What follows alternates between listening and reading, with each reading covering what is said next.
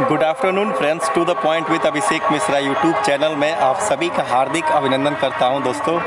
जैसा कि अभी मैं अपने घर पे हूं, ठीक ना, बहुत ही अच्छा लग रहा है और आप लोग के समक्ष उपस्थित हुए कुछ दिन हो गया है। तो कुछ लोग पूछ रहा था सर कहाँ चले गए कुछ अपडेट्स नहीं आ रहा है। तो मैं उधर पटना से होते हुए आ रहा था। तो देखिए मेरा गांव है, वो गांव का बिल्कुल नेचुरल वातावरण, जिसको बांस बोलते हैं, बहुत ही ज़बरदस्त गांव का माहौल लगता है जहाँ पे हम लोग बड़े हुए हैं।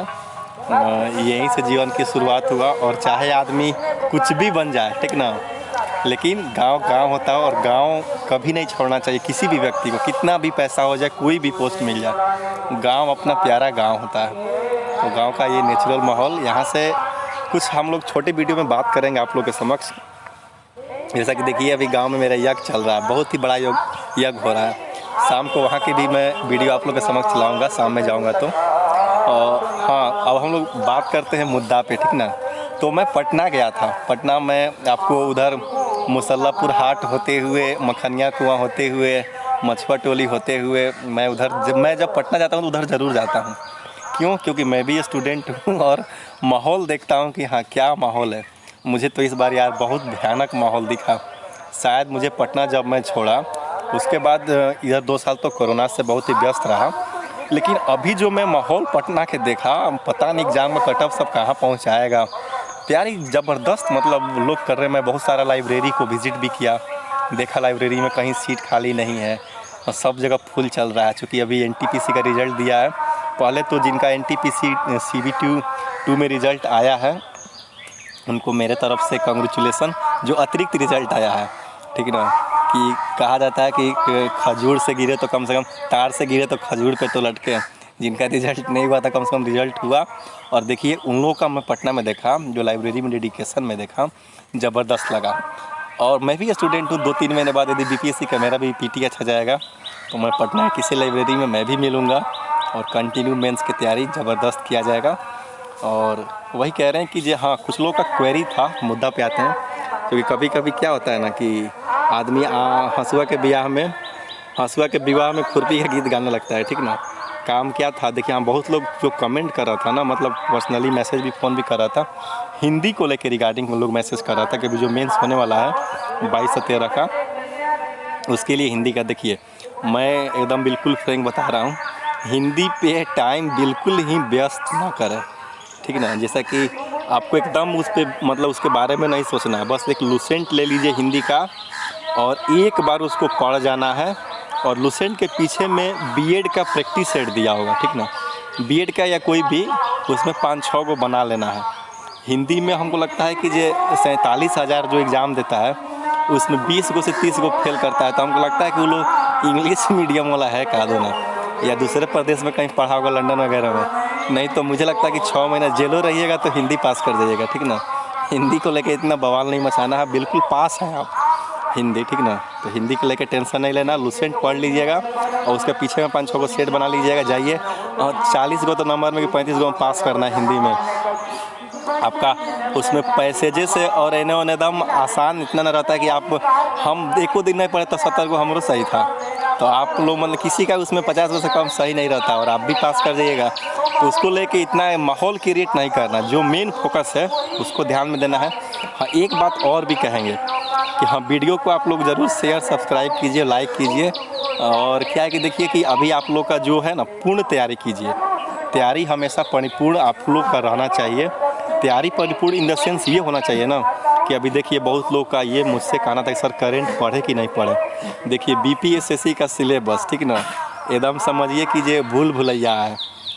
कोई नहीं पूछता है, भले ही नौकरी कर ले, दरोगा बन जाए, ठीक ना, दरोगा बन जाना अलग चीज़ है, लेकिन सिलेबस के बारे में कोई कहते तो किसी को कुछ नहीं पता है, भूल भुलैया है।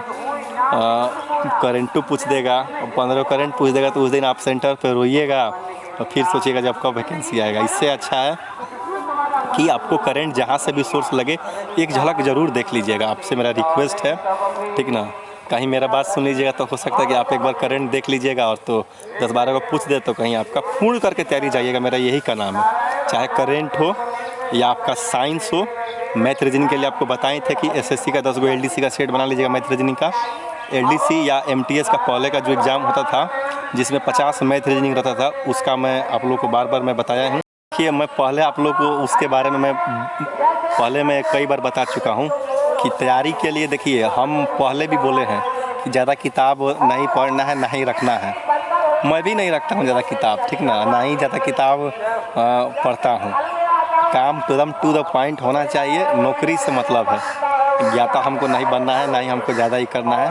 वैसा ही बीपीएससी का भी है कि आराम से 105-6 गोला सही हो जाएगा, पीटी हो जाएगा।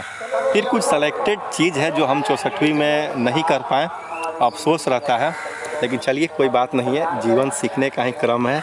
और इस बार देखिए यदि सब किसी का आशीर्वाद रहेगा और सब किसी का ये रहेगा तो एक सीट अपना भी होना चाहिए। इस बार की जो एग्ज़ाम होगा उसमें 67वीं बीपीएससी में, ऐसा मुझे भी लग रहा है और उम्मीद भी है। और सब देखिए उम्मीद पे ही दुनिया कायम है। तो मैं वही आप लोग कह रहा था कि पूर्ण तैयारी करके 24 अप्रैल के लिए, और अभी से घर जो भी मैंने बाहर कहीं रह के तैयारी करते होंगे या कहीं भी आओ, तो आप लोग इतना उम्र है तो आप बिल्कुल मतलब आप समझदार ही हैं। ये तो बस एक जरिया है, ठीक ना। जैसे लोग जो है ना कि जैसे ऊख जो है ना, रस जो है ना ऊख में से ही आता है, ईख में से ही आता है। हम लोग गांव के आदमी हैं इसलिए थोड़ा सा देहाती टाइप का लगता है बातचीत, वैसा कोई मतलब हमको इसमें प्रेम है क्योंकि मैं यथार्थवादी व्यक्ति हूँ। यथार्थवाद में मैं विश्वास रखता हूँ। जो चीज़ एकदम बिल्कुल सही है, टू द पॉइंट एकदम बिल्कुल सही है। तो रस जो है ना गन्ना में से ही आता है, मशीन तो बस निकालने का एक जरिया होता है। तो आप में ही वो सब एनर्जी है। अब आप संस्था में पढ़िए या किसी का कोई फॉलो कीजिए, वो सब तो एक बस एक जरिया है, बाद बाकी सब कुछ आप ही के अंदर में है। तो मैं आपसे कहूँगा एक बार फिर से रिक्वेस्ट कि पूर्ण तैयारी करके जाइए। जीएस का अपना जो पीटी में किए हैं वही चीज़ मेंस में करना है। बस इंक्लूडिंग वही है कि हिंदी के लिए आप लोग को टेंशन था तो मैं आपको बताया हूँ। मैथ रीजनिंग के लिए आप 10-15 को एलडीसी का या एमटीएस का पुराना सेट मार लीजिए, जो 50-50 जो क्वेश्चन का था, और उसमें जो क्वेश्चंस आपको देगा ना मैथ रीजनिंग को, उसको पैटर्न को देख लीजिए और एक बार उसको बना लीजिए। और तीसरा चीज़ है कि करंट अफेयर्स को और साइंस को, ये दोनों को, करंट अफेयर्स को खास करके मैं आपको पॉइंट कर रहा हूँ। चलिए मान लेते हैं नहीं पूछेगा तो नहीं पूछेगा, क्या दिक्कत है। आप पूछ देगा तो दिक्कत हो जाएगा, इसलिए आप उसको लाइटली नहीं लीजिएगा। करंट अफेयर्स भी पढ़िए और साइंस भी पढ़िए। और करंट अफेयर्स देखिए मैं आपको सजेस्ट भी करूँगा, यदि टाइम नहीं है तो घूमते घूमते मान लीजिए कहीं आप टेम्पू से यात्रा कर रहे हैं, बस से यात्रा कर रहे हैं, तो हम अपने चैनल पे फरवरी तक का डाल दिए हैं, आप एक बार उसको सुन सकते हैं, ज़रूर हेल्प हो जाए कहीं, ठीक ना। वहाँ से लेकर मैं कंटिन्यू अप्रैल से लेकर फरवरी तक का मैं करंट अफेयर्स स्पीडी का मैं डाला हूँ। और जैसे यहाँ से जाऊँगा तो फिर back to back 3-4 marathon video लेके आऊँगा, पॉलिटी का, ज्योग्राफी का और इकोनॉमिक्स का, ठीक ना। और अपना भी तैयारी करना, वही मैं डाल देता हूँ आप लोगों के समक्ष। ठीक है फ्रेंड्स, बाय, फिर मिलते हैं शाम को। अपने गांव का मैं यज्ञ आपको ज़रूर दिखाऊंगा, देखिए वहाँ पे हो रहा है, आवाज़ आ रहा है। Thank you friends, bye. Video को आप शेयर ज़रूर करें।